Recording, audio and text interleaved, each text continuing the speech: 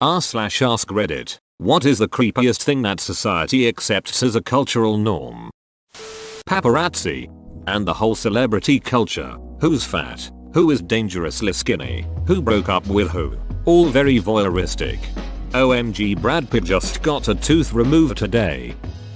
Child beauty pageants. Honestly, I think this falls under the hypersexualization of little girls, something that is absolutely atrocious but accepted. Think of all the pedophiles watching that shit. The fact that we can show someone who has been brutally murdered on TV, but showing a woman's boobs is unacceptable. Addition, I'm talking about shows like Bones or CSI Additions 2. Boobs was an example. I have boobs, so I don't particularly want to see more. I just want the option to. Things would be so much different if the Second Amendment granted the right to bare boobs. Bare boobs. Don't think this would markedly increase the liberty of our society. Edit. Or it got edited and now I just look like some depraved weirdo talking about bare mammaries. Treating the naked human body like it's repulsive, disgusting. Seriously, how did this abhorrence towards our own bodies become so standard? Religion. I don't like how socially acceptable debt seems to be now. You don't owe thousands of dollars to the federal government, banks and corporations. How else are you going to get a job to pay those off? Please read this to understand the point of view which I'm trying to express. http://www2 McLean's.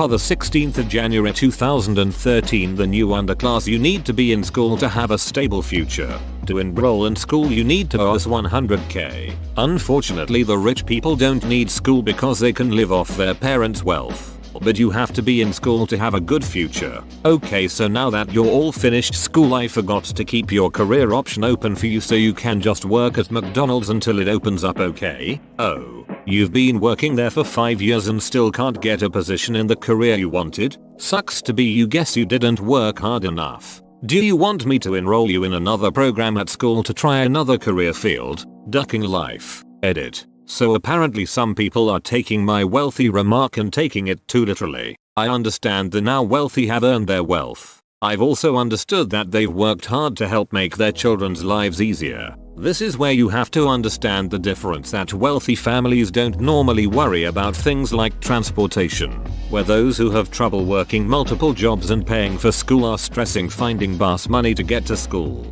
I also wanted to take the wealthy out of the equation so you can understand what it's like for those who are having trouble paying for necessities that want to go to school and achieve something in life. They work incredibly hard but get nowhere because luck just wasn't on their side. This is the struggle they are faced with as soon as they wish to achieve something greater than what society tells them to be. To add to that, I'm not even including the middle class families who can partially afford tuition but can't qualify for tuition aid because they are overqualified, which means they either take on the debt themselves or stay out of school and miss out on the opportunities. Hilarious, isn't it? Until you get an engineering degree, you deserve to starve. Reality TV. The irony of the name. What the duck is it with that shit? I remember watching Survivor a couple of times, but that was it for me. Why the hell would I want to watch Kim Kardashian, who got famous for ducking a C-list quasi-celebrity, go by Gucci? The fact that two of the biggest selling fictional series of the last decade, Twilight and 50 Shades, both depicted abusive relationships. In the case of Twilight, it's even creepier that the girls reading these books are often at an age where they are extremely impressionable in how they perceive a healthy relationship. Edit. I'm not saying 50 Shades is abusive because of the BDSM. There are plenty of people in the BDSM community who have completely healthy relationships. But when someone ignores safe words, that's not being dominant. That's rape, and no one who's going to say that rape isn't abuse. Also, jinkies, I didn't expect this reaction at all. I didn't realize the can of worms I was opening here, and when I had to go to work I didn't have any idea what I'd come home to. I'm trying to get through most of the comments, good and bad, and thanks a bunch for the Reddit gold. NPR. However wet blanketed may seem to say so, the more this series embraces its identity as a dance of abusive emotional grotesques, the more bothersome its themes become. Entertainment is entertainment. Fun is fun. Edwards and Jacobs' stalker-like possessiveness and Bella's lack of agency are well-covered territory by now. But when a saga popular with pre-adolescent girls peaks romantically on a night that leaves the heroine to wake up covered with bruises in the shape of her husband's hands, and when that heroine then spends the morning explaining to her husband that she's incredibly happy even though he injured her, and that it's not his fault because she understands he couldn't help it in light of the depth of his passion, that's profoundly irresponsible. Romanticizing an intimate relationship that leaves bruises and scars is a particularly terrible idea in a film aimed at girls. Talking about this is tiresome, but then so is putting it in the movie. From depicting the loss of virginity as a naturally violent, frightening, physically dangerous experience to making Bella a woman with no life at all outside of her literally all-consuming pregnancy, the narrative sledgehammers are all as distasteful as they are inelegant. You know what this is. You won't be surprised if you've read the books. This is a descent into madness of a particularly gruesome kind. Edit. All of you saying that the NPR article is wrong because one instance of rough sex does not equal an abusive relationship are missing the point. It's not just about the sex but about everything in their relationship leading up to, including and beyond the sex. The article is a review of the movie that features the sex scene, so it uses that as the most visible example of this relationship. Read these articles for a more detailed analysis. I like that Jacob straight up calls her out as being in an abusive relationship, hangs head in shame for knowing that. Rape in prison. It is seriously ducked up how people talk about prison rape as either a deserved punishment or a big joke. This disturbs me to no end. The socially acceptable, light-hearted jokes about men being raped in prison, or he'll get what he deserves, lol.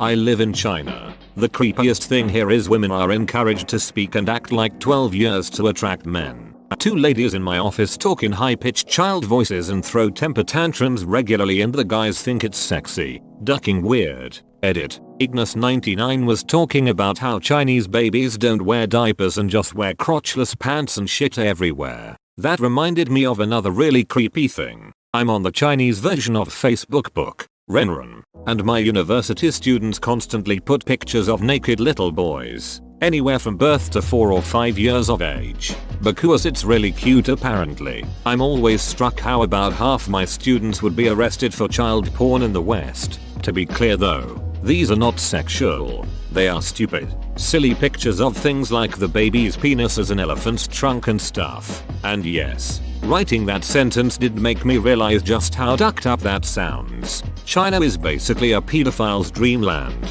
Open bracket. This was a joke, people. I actually think their thoughts on child nudity are far more healthy than the West's. Edit 2. Yes, I agree the West has serious issues with sexualizing children as well. That parents get in trouble for taking pictures of their baby is seriously ducked up. I'm trying to deal with one of these girls at my home right now. It's unbearable. She makes 3 sounds: stomping, yelling, and a terrible laugh. Do you know of any literary sources on this topic I could read through? How can I combat it? And how the duck do guys think this is sexy?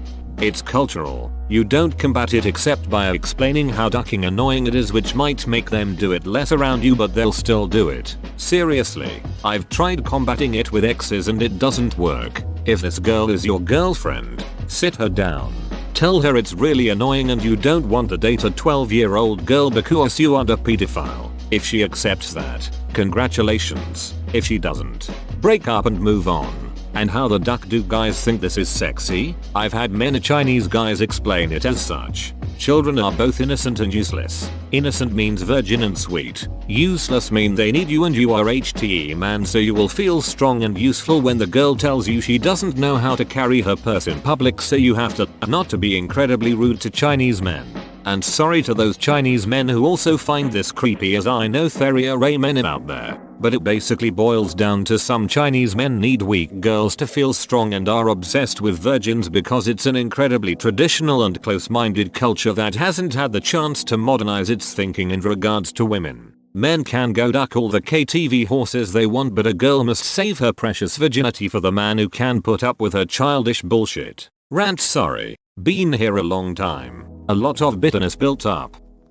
What's with the window stickers on the back of cars? Honoring people who've died? Why would you need to say hey, somebody I cared about died to the person behind you at the red light? I can't understand people's need to make their personal grief public this way. It's like driving around in a headstone. Creepy.